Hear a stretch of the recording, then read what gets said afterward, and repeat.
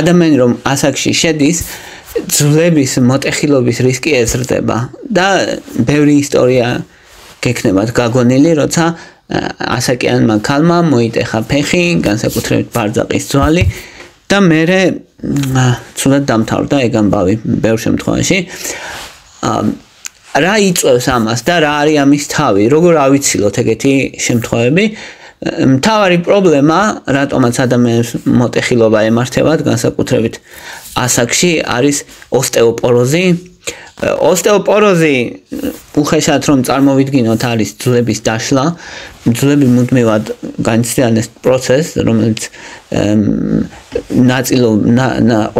ორი ნაწილისგან შედგება, ერთი ნაწილი არის რომ ძვლები მუდმივად იშლება და მეორე ნაწილი არის რომ ძვლები მუდმივად განახლდება, ანუ ახალი ძვლის უჯრედებით ჩანაცვლება ის დაშლილი ძვალი. თუ ძვლის დაშლა გაიზრდება, ასწრაფდება და ძვლის აღდგენა არ ასწრაფდება მასთან ერთად, ეგ შეამცირებს ძვლის სიმკვრივეს, ეგ გამოიწვევს ძვლის დაშლას და ეგ არის დიდი პრობლემა ადამიანებში, განსაკუთრებით 50 წლის ზევით, რადგან 50 წლიდან ქალებში უმეტეს ქალს აქვს მენოპაუზა. მენოპაუზა ნიშნავს ესტროგენების, ანუ ქალური ჰორმონები ეცემა მკვეთრად და მენოპაუზის ეს ქალური ჰორმონების შემცირება იწვევს ძვლების დაშლის ასწრაფებას.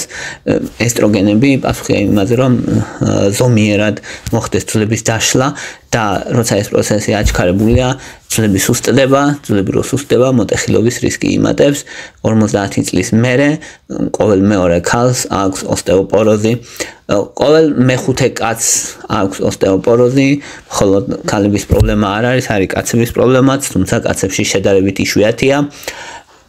კაცებში ტესტოსტერონი მნიშვნელოვანი ძვლების სიმტკიცისთვის და კუნთების სიმტკიცისთვის და ვინაიდან ტესტოსტერონის დონე ქვეითდება, ამიტომ ოსტეოპოროზი იზრდება.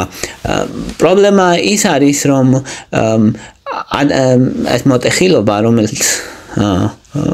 რომლის მთავარი მიზეზიც ოსტეოპოროზია და რომელიც ვითარდებათ ადამიანებს, მნიშვნელოვნად ზრდის სიკვდილის რისკს ასაკში განსაკუთრებით. შესაძლებელია მისი მკურნალობა, რა თქმა უნდა, არის ძნელი, ოღონდ საჭიროებს ინტენსიურ ყურადღებას, მეთვალყურეობას და ეს პრობლემა არის, რომელიც აცილებაც შესაძლებელია. ადამიანები იტყვიან, როგორ მივხვდეთ, რომ ოსტეოპოროზი გვაქვს, რა შეიძლება იყოს ნიშანი შეიძლება იყოს არაფერი. ამიტომ ოსტეოპოროზს ეძახიან ჩუმ დაავადებას, რადგან ნიშანი შეიძლება არ ქონდეს.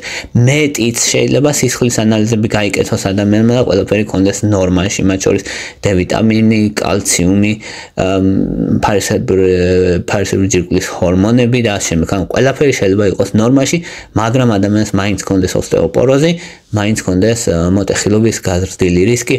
მეორე შემთხვევაში, როცა სიმპტომები არის, სიმპტომები შეიძლება იყოს წელის ტკივილი, რადგან ძვლები სუსტდება, ადამიანი მცირე მოტეხილობებს იღებს ხერხემალში და ეგ მოტეხილობები განაპირობებს ზურგის და ხერხემლის ტკივილს და ბოლოს შეიძლება საკმაოდ ძლიერი ტკივილებიც გამოიწვევს.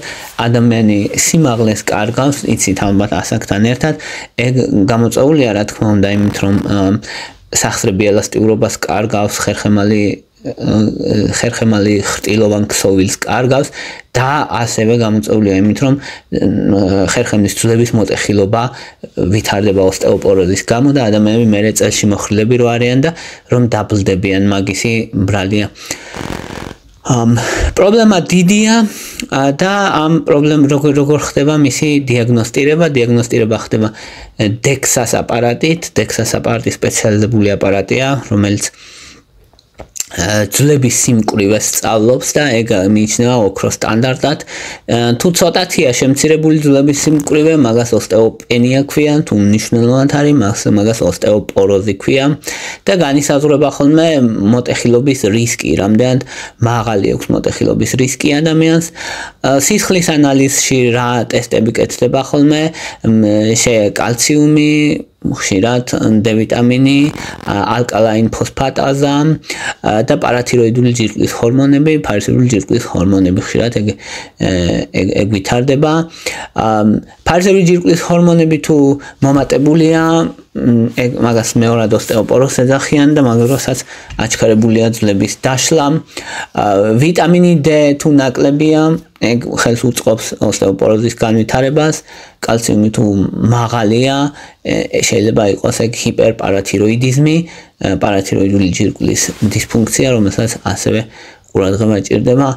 კლასიკური გაგებით არ არსებობს ესეთი ერთი საშუალება, რომელთაც დაალევს ადამიანი და ოსტეოპოროზი გაქრება, ეგ არ არის. თუმცა ბიფოსფონატები არის ესეთი პრეპარატები, რომლებიც გამოიყენება, რომლებიც ამცირებენ ძვლების დაშლას, ძვლების რეზორბცია ქვია ამ პროცესს და მოტეხილობების რისკს დაახლოებით 50%-ით ამცირებენ. სხვა პრეპარატებიც არსებობს, დენოზუმაბი მაგალითად, რომელიც ინექციების სახით არის, რომელიც წელიწადში ორჯერ კეთდება, მნიშვნელოვნად ამცირებს ეგეც მოტეხილობის რისკს და ეს ბიფოსფონატები მიიღება ან კვირაში ერთხელ, ან ყოველ დღე, რამდენიმე წლის განმავლობაში მნიშვნელოვანია მათი მიღება. მეორე რისი გაკეთება შეუძლია ადამიანს, მნიშვნელოვანია კალციუმის და D ვიტამინის მიღება, კალციუმი 1200 მილიგრამი და ახლა 1000 მილიგრამი და 1200 მილიგრამამდე დღის განმავლობაში, ვიტამინი D 800-დან 2000 საერთაშორისო ერთეულამდე, იქიდან გამომდინარე, რამდენად ძლიერი დეფიციტი აქვს ადამიანს, თუ აქვს დეფიციტი. ვარჯიში მნიშვნელოვანია, განსაკუთრებით სიარული, ძუნძული და ძალისმიერი ვარჯიშები დროთა განმავლობაში, ნელა რომელიც კუნთებსაც და ძვლებსაც ამაგრებს. ოღონდ რა თქმა უნდა, თუ ადამიანს მნიშვნელოვანი ოსტეოპოროზი აქვს, არ უნდა დაეტაკოს წონებს, ეგ ლოგიკურია და თავიდან მსუბუქი ვარჯიშები უნდა დაიწყოს, ან გადასვლა უნდა მოხდეს. ახლა თუ კი მნიშვნელოვანი ოსტეოპოროზი არ აქვს ადამიანს, ზოგჯერ არის, რომ ეს გარემო ფაქტორების ცვლილება და საკვები დანამატები საკმარისია, მაგრამ თუ კი ქულებით ისაზღვრება ოსტეოპოროზი და აი ოსტეოპოროზის დიაგნოზი თუ კი ისმევა, როგორც წესი მკურნალობა საჭიროებს, რა თუ მსუბუქად არის დარღვეული ძვლის სიმკვრივე, მაშინ შესაძლებელია მხოლოდ კალციუმი D ვიტამინი, თუ უკვე ოსტეოპოროზია და ოსტეოპოროზი უკვე მნიშვნელოვანია და მით უმეტეს თუ ოჯახში ისტორიაში აქვს მოტეხილობა ადამიანს, მაშინ მნიშვნელოვანია მისი მკურნალობა. მკურნალობის ხანგრძლივობა დაახლოებით 3-5 წელია, ან მჭირდება მკურნალობა მნიშვნელოვანი, საკვები დანამატების მიღებაც სჭირდება, ადრეულ დიაგნოსტიკას ძალიან დიდი მნიშვნელობა აქვს, რადგან ადამიანს შეიძლება არიდო სერიოზული პრობლემები, სერიოზული მოტეხილობები, რაც ადამიანს ასაკში ვითარდება. ამიტომ ნებისმიერი ადამიანი, რომელსაც მენოპაუზას მიუახლოვდება, ან გადაცილდება, ყურადღება უნდა მიაქციოს ძვლების მდგომარეობას, გამოიკვლიოს და აიცილოს თავიდან ოსტეოპოროზი, რადგან ოსტეოპოროზი პირდაპირ კავშირში არა მარტო სიცოცხლის ხანგრძლივობასთან, არამედ ცხოვრების რისკის, ცხოვრების ხარისხის მნიშვნელოვან ცვლილებასთან ეს მოტეხილობები, მათ შორის ხერხემლის მოტეხილობები, კარგ შემთხვევაში. ეს იყო რის თქმაც მინდოდა, თუ მოგწონთ ჩემი ვიდეოები, დალაიქეთ, თუ მოგწონთ ჩემი არხი, გამოწერეთ, ან დააკომენტარეთ, ან ნებისმიერი აქტივობა თქვენი მხრიდან სოლიდარობის გამოხატულება იქნება, რადგან YouTube-ისთვის მნიშვნელოვანია, YouTube-ის ალგორითმისთვის მნიშვნელოვანია თქვენი აქტივობა, ამის მიხედვით აფასებს რეალურად, ან თუ რაღაცა ან დააკომენტარებ, ან დააშერებ, ან დალაიქებ და შემდეგ რაიმე აქტივობას თუ ჩაიდენ ჩემს არხზე, YouTube იფიქრებს, რომ საინტერესოა და მე სხვებსაც აჩვენებს. ასე მუშაობს YouTube-ის ალგორითმი და ამიტომ თქვენს აქტივობას აქვს მნიშვნელობა.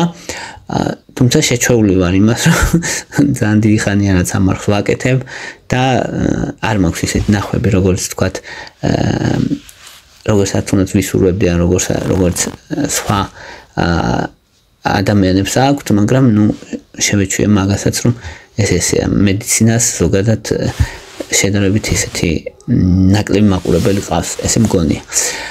მადლობა ინტერესისთვის და მადლობა რომ ჩემთან ხართ, მადლობა განსაკუთრებით ერთგულ მაყურებლებს.